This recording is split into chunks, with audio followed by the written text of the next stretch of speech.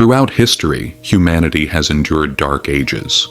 Yet there are certain periods whose traces, consequences, and unanswered questions echo for decades. World War II and the Holocaust are precisely such a period. In this process, during which approximately 6 million Jews were systematically exterminated, it was not only human lives that were destroyed, but also their memories, family bonds, and the inheritances accumulated over generations, all buried in the darkness of history. However, when the war ended, what emerged was not only a landscape of devastation, but also the beginning of a profound financial silence and a veil of secrecy. Millions of Jews had entrusted their gold, cash, and bonds to Swiss banks before the war, and suddenly these assets had vanished. When the survivors attempted to access these fortunes, what they encountered were banking walls, as hard and impenetrable as iron. These accounts in Swiss banks appeared to have been deliberately isolated, almost designed never to be returned. For years, historians tracing clues like detectives, international human rights lawyers, and even the grandchildren of account holders followed the trail of these missing fortunes. The issue repeatedly made headlines in global media. It was debated in the United States Congress and brought before the European Court of Human Rights. Yet despite all this, hundreds, perhaps thousands, of accounts remain unopened. But why? How were these accounts created? Who did they belong to? Why were they hidden for years after the war? And most importantly, why were they never delivered to their rightful owners? We will shed light on the role of the banking system and states operating under the guise of neutrality within the new global order that emerged after the war. Along the fragile line between Switzerland's neutral country image and banking secrecy, we will question how millions of dollars were quietly concealed. Cases that remain unresolved to this day, ongoing legal battles, and newly emerging documents all reveal that this file is far from closed. Some documents were deliberately concealed for years. Certain bank account numbers were coded in ways that made them inaccessible, even to heirs. For decades, Switzerland sought to protect these files under the banner of international respectability. But it wouldn't take long before what lay beneath that respectability became clear. If you are ready, we begin descending behind the curtain of time. This is the story of a search for justice, of silent billion-dollar accounts, of international moral dilemmas, and of a legacy whose reckoning has never been completed. Lost fortunes and silent banks. The year is 1945.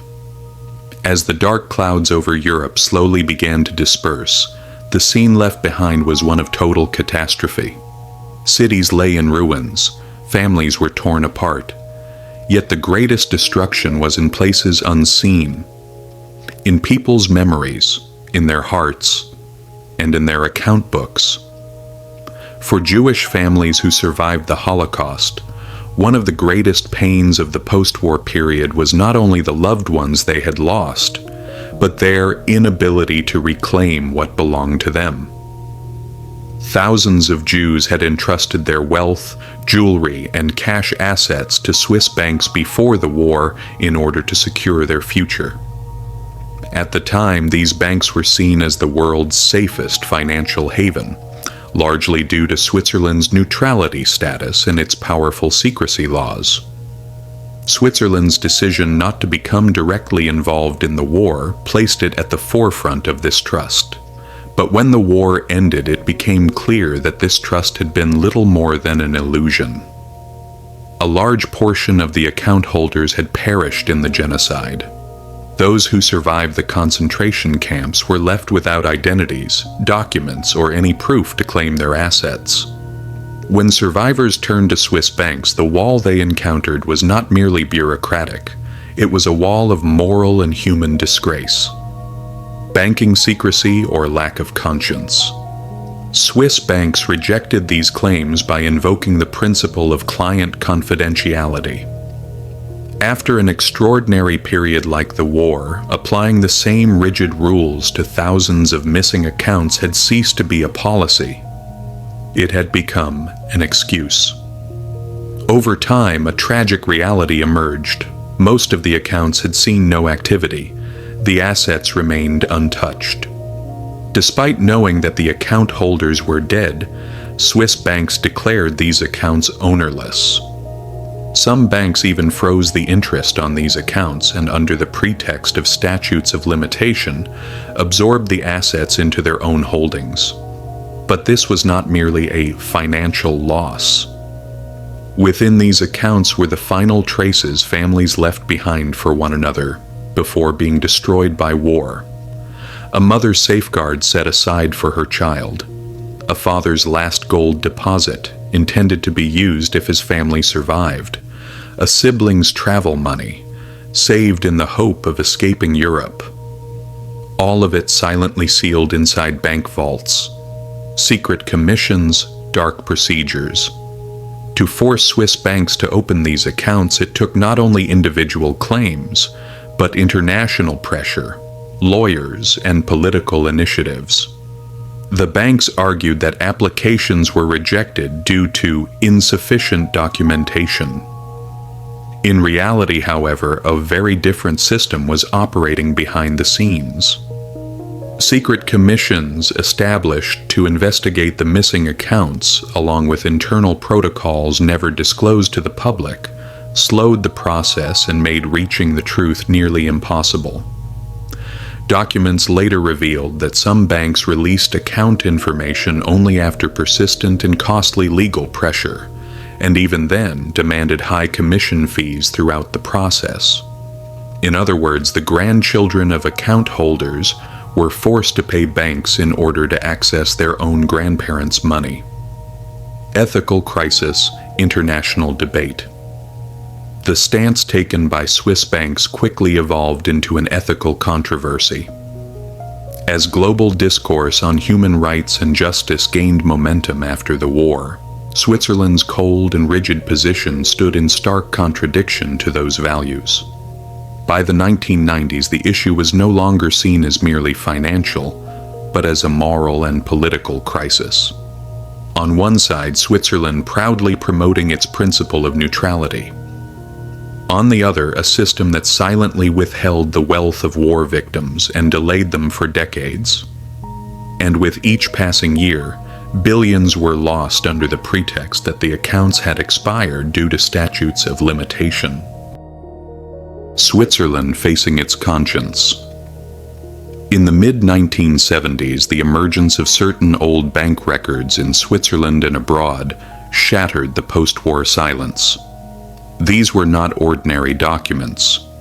Initially examined quietly, these records soon caught the attention of historians, journalists, and families of war victims. Why had these accounts remained hidden for so long? Why had the rightful owners never been informed? And more importantly, why had Swiss banks taken no action regarding these accounts at all? As these questions began to draw public attention, the issue transformed from an individual search into an international reckoning. Rising pressure and the road to the 1990s. Throughout the 1980s and 1990s, Jewish organizations, particularly the World Jewish Congress and the American Jewish Committee, began issuing public calls against Swiss banks. International media carried the issue onto the global stage with headlines such as "Lost Jewish Gold" and "Unopened Accounts."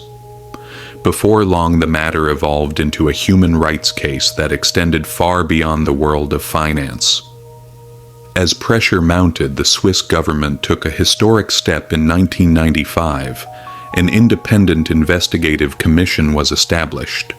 Chaired by Jean-François Bergier, this body would come to be known as the Bergier Commission.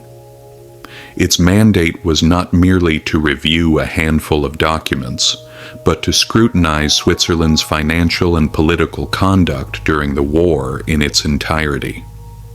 The Commission's work became a tense journey between a country seeking to confront its past and banks still determined to protect their secrets. Documents, truths, and cold walls. After years of investigation, the Commission uncovered numerous striking findings. Millions of Swiss francs had never been returned to their owners or heirs. Many accounts had been deliberately encrypted or recorded under codes rather than names, making them nearly impossible to trace. The most disturbing discovery was this: some banks continued to deliberately conceal the fact that they knew account holders were dead. At this point, the struggle was no longer solely against the banks, but against the system itself. Lawsuit and the Historic Compensation Agreement. In 1998, Holocaust victims and their heirs filed a class action lawsuit against Swiss banks. The plaintiffs included not only individual victims, but also international civil society organizations and government-backed legal teams. This legal battle triggered what may have been the greatest legitimacy crisis in the history of Swiss banking. The international media response to the case was immense. Especially within the United States, public opinion began questioning how even domestic banks had turned a blind eye to the issue, while diplomatic pressure on Switzerland continued to intensify. Ultimately, in the late 1990s, a settlement was reached between the plaintiffs and two major Swiss banks, UBS and Credit Suisse. A compensation fund totaling $1.25 billion was established. However, even the distribution of this fund was far from fair and transparent, because changes in surnames, countries of residence, and waves of migration made proving rightful ownership extremely difficult. Some claims were rejected on the grounds that bank records contained insufficient evidence. Over time, many surviving heirs had passed away, and it was often unclear who could legally apply on their behalf. Ethical accounting, money, or memory. Swiss banks continued to defend themselves behind the principle of client confidentiality. Yet even 50 years after the end of the war, hiding behind this principle was no longer seen as a financial position, but as an ethical refusal. International public opinion began to argue that this stance had to be questioned not only morally, but historically as well. Because this issue was never just about bank accounts. It was about how a society confronts its past, and whether it accepts responsibility for it. The dark mechanism behind the hidden accounts. At this point, it is time to seek an answer to a crucial question. Why were some accounts never returned? On the surface, the answer appears to lie in complex paperwork, procedural deficiencies, or statutes of limitation. But the deeper one looks, the more the picture changes.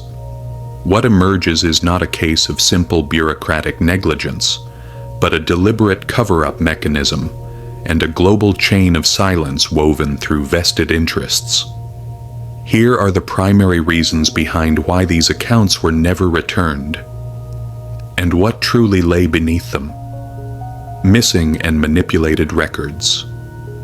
The chaos of wartime naturally led to the loss of many documents. However, investigations conducted years later revealed that some bank records had been deliberately erased, destroyed, or rendered inaccessible. This was far more than a technical failure. In certain ledgers, account holders' names were recorded as encrypted letter sequences or internal bank codes only. This made it nearly impossible for external heirs to trace and access these accounts. Moreover, in some cases, the same account number was found to correspond to multiple codes. Clear evidence that these records were not altered randomly, but systematically. Historians and legal experts attempting to trace these accounts found not only missing documents, but a system that had been sabotaged from the very beginning. Missing or deliberately obscured heir information. After the Holocaust, survivors often had no access to identity papers, birth records, or family registries.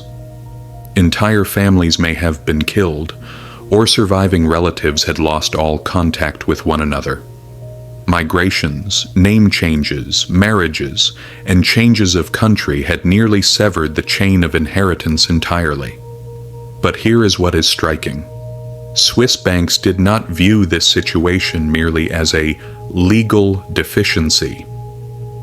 They effectively turned it into an opportunity. Citing missing documents, claims were systematically rejected.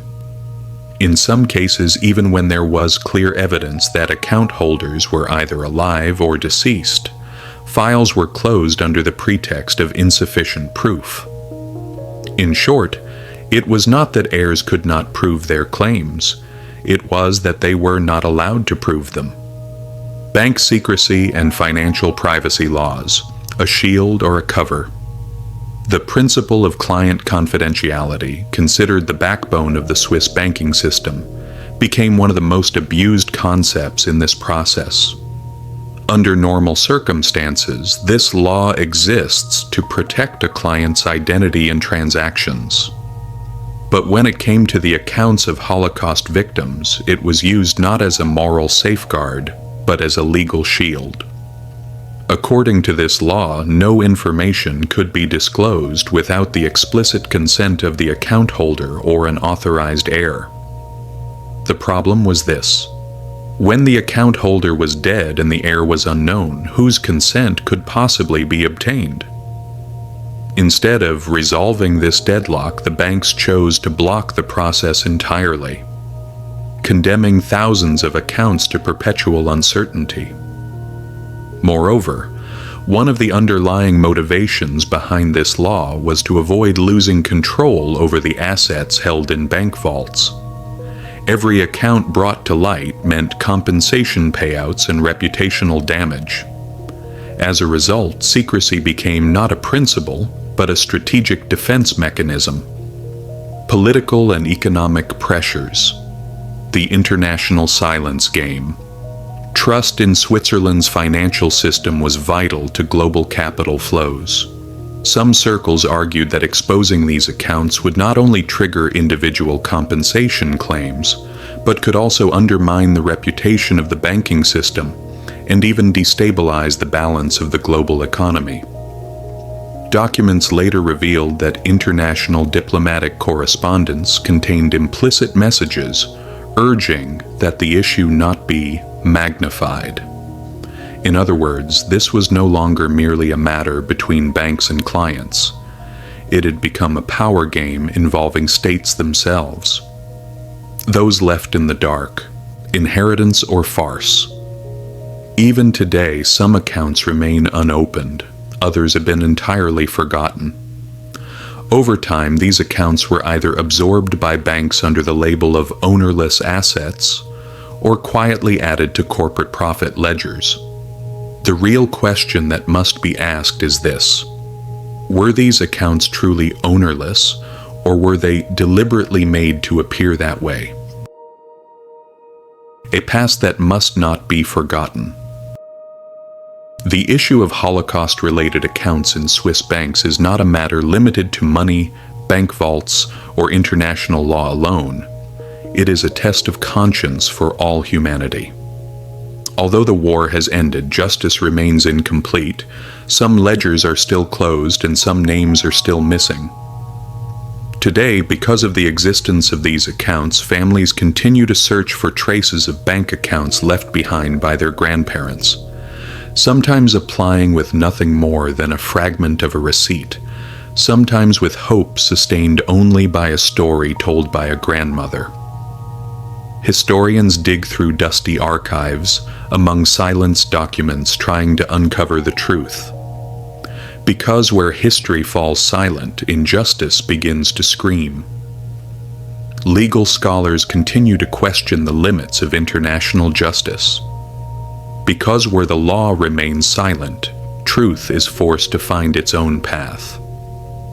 As the global public carries the weight of the past on its shoulders, it is beginning to realize that this silence is not only the legacy of the victims, but of all of us. In one of the darkest events in human history, the Holocaust, what was lost was not only lives. The memories of families, cultural bonds, and stories meant to be passed on to future generations were lost as well. For many, these accounts were not merely a financial matter. They were proof of belonging, of remembrance, and of having once existed. Even today, these accounts remain as the silent cry of a world lost to war, locked inside Switzerland's iron vaults and cold archive rooms. Reaching them is not merely a search for financial rights, but the repayment of a debt owed to humanity itself. The accounts closed after the Holocaust were never just about money. They were part of a far greater choice, about who would be protected and who would be ignored. In the next video, we examine another face of that choice: Operation Paperclip.